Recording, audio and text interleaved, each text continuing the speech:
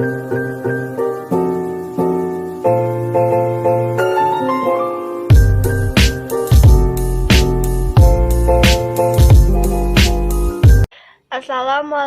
warahmatullahi wabarakatuh. Bertemu lagi dengan saya, Melinia Dwi Agustina, NIM L1A11878, mahasiswi Prodi Kehutanan Fakultas Pertanian Universitas Jambi. Pada video kali ini, saya akan membahas tentang 6 jurnal, yaitu 3 jurnal tentang endomycorrhiza dan 3 jurnal tentang ektomycorrhiza. Yang pertama, saya akan membahas tentang 3 jurnal endomycorrhiza. Jurnal yang pertama yaitu berjudul Peran Mycorrhiza pada Acacia auriculiformis yang ditumbuhkan pada tanah salin. Jurnal ini ditulis oleh Miranda Hadijah yang diterbitkan pada tahun 2014.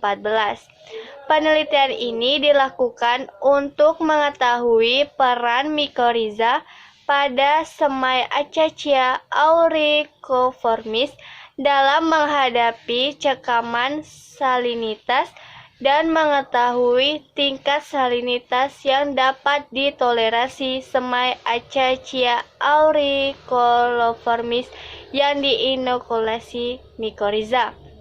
Hasil penelitian ini menunjukkan bahwa semai yang diinokulasi jamur ektomycorrhiza yang diberi cekaman salinitas memiliki kandungan fosfor dan nitrat lebih tinggi daripada semai yang tidak diinokulasi pada taraf salinitas yang sama. Tetapi pada konsentrasi yang tinggi, keadaan fosfor dan nitrat semakin menurun.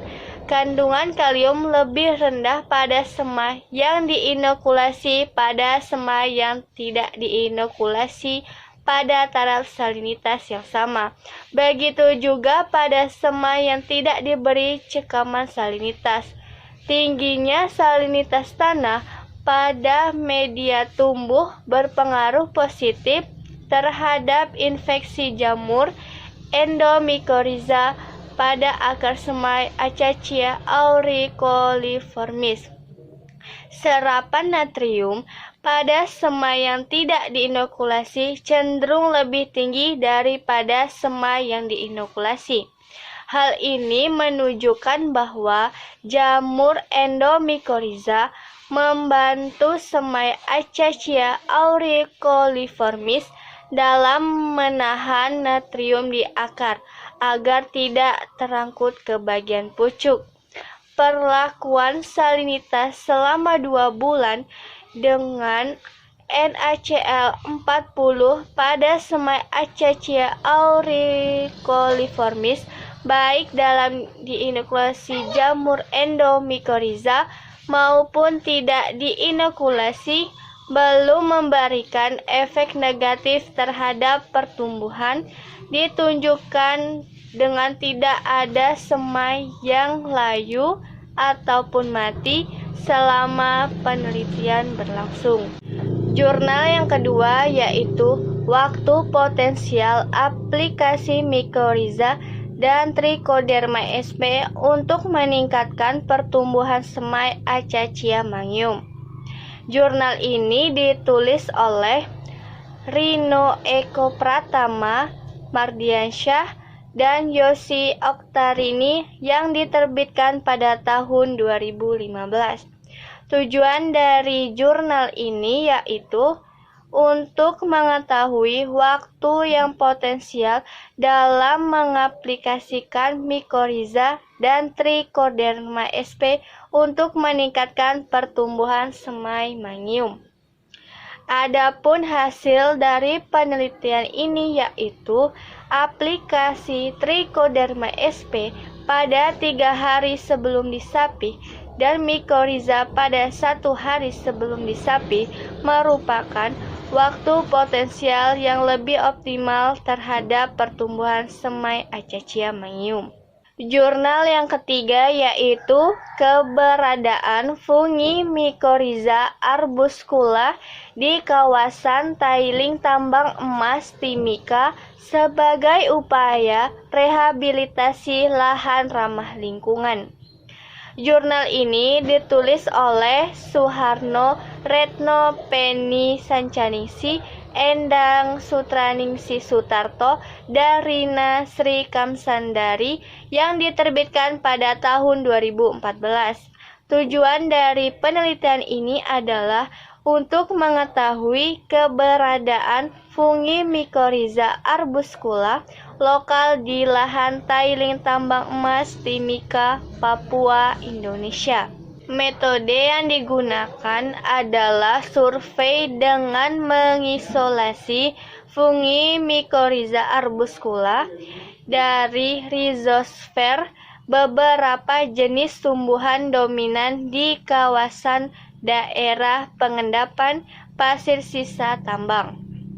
Pengecatan akar untuk melihat infeksi oleh fungi Mycorrhiza arbuscula dilakukan dengan trypan blue, sedangkan perhitungan dilakukan dengan metode slide. Keberadaan spora fungi Mycorrhiza arbuscula dilakukan dengan metode patch sieving. Hasil penelitian dari jurnal ini menunjukkan bahwa terdapat fungi Mycorrhiza arbuscula di lahan tailing di kawasan pengembatan Modified Ajwa Deposition Area. Persentase infeksi tertinggi besar dari 50% diketahui pada jenis tumbuhan Ficus adenosperma, yaitu sebanyak 86,7%, Brachiaria sp. 73,3%, Amomum sp. 66,7%, Bidens pilosa 63,3%, dan Musenda frondosa 56,7%. Sedangkan beberapa jenis lain mempunyai persen infeksi yang lebih rendah. Jumlah spora pada rhizosfer tumbuhan Brachiaria sp, Ficus adenosperma, dan Amomum sp merupakan yang tertinggi dibanding dengan tumbuhan yang lain, yakni 13, dan 11 spora 10 gram per tanah. Selanjutnya yaitu 3 jurnal tentang Ectomycorrhiza. Jurnal yang pertama yaitu penggunaan berbagai media tanam dan inokulasi spora untuk meningkatkan kolonisasi Ectomycorrhiza dan pertumbuhan Sorea javanica. Jurnal ini ditulis oleh Wiwin Febrianti, Meliarianti, Sunaryanti yang diterbitkan pada tahun 2017. Penelitian ini bertujuan untuk mendapatkan jenis media yang berpengaruh dalam meningkatkan kolonisasi Ectomycorrhiza dan pertumbuhan Sorea javanica. Percobaan dilakukan di rumah kaca selama 4 bulan. Rancangan percobaan menggunakan rancangan acak lengkap dengan 4 perlakuan media tanam yang terdiri dari tanah, pasir, arang sekam, dan kokopit. Ectomycorrhiza yang digunakan diberikan dalam bentuk suspensi spora atau Scleroderma columnar.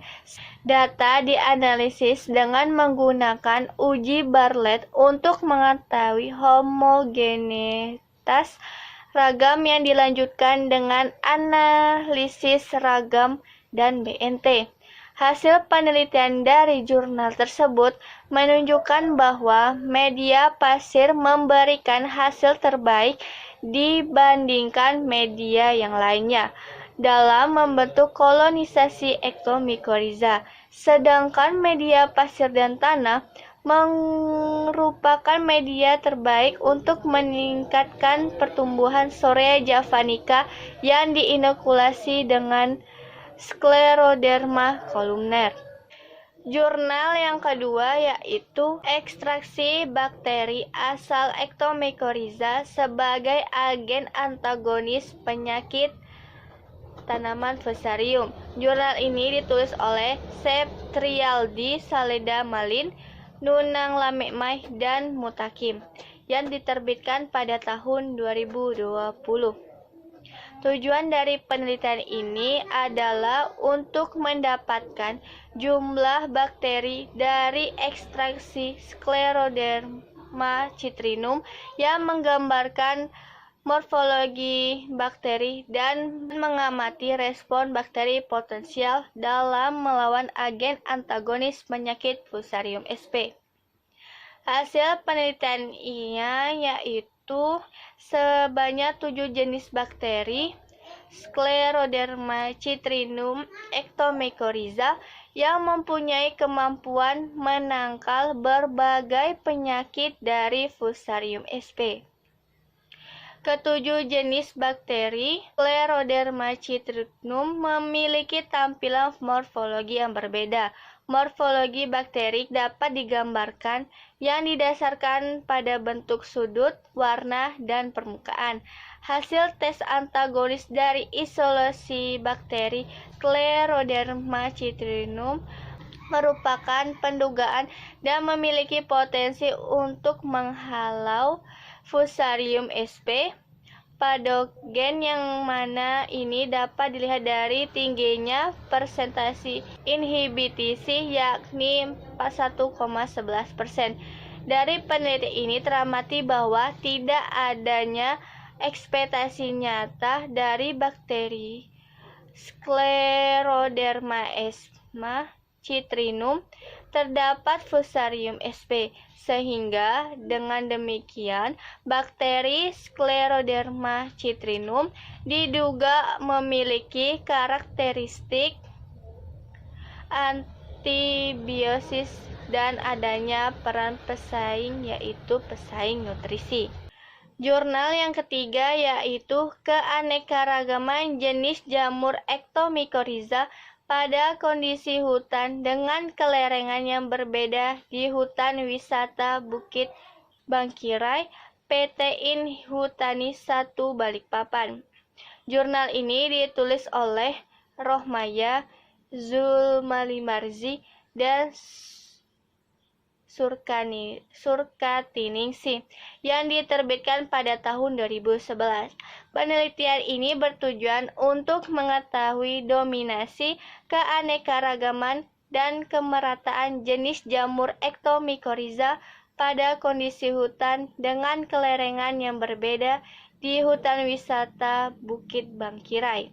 Hasil penelitian dari jurnal tersebut yaitu jumlah jenis jamur Ectomycorrhiza di Hutan Wisata Bukit Bangkirai cukup banyak, yaitu 65 jenis meliputi 42 jenis di hutan berkelerengan landai, sedangkan pada hutan berkelerengan curam sebanyak 28 jenis yang menunjukkan bahwa jamur Ectomycorrhiza lebih cocok pada kondisi hutan dengan berkelerengan landai, sedangkan dengan berkelerengan curam. Pada kondisi hutan berkelerengan landai didominasi Ramaria sp. dan Lacerta, sedangkan pada hutan berkelerengan curam didominasi oleh Ramaria sp. yang menunjukkan bahwa Ramaria sp. lebih dominan dan dapat menyebar secara merata pada kedua hutan yang berkelerengan landai maupun yang berkelerengan curam. Indeks keanekaragaman jenis jamur Ectomycorrhiza lebih tinggi daripada hutan berkelerengan landai dan termasuk kriteria sedang. Pada hutan berkelerengan curam termasuk kriteria rendah yang menunjukkan adanya pengaruh kondisi habitat akibat kondisi kelerengan dan distribusi vegetasi asosiasi.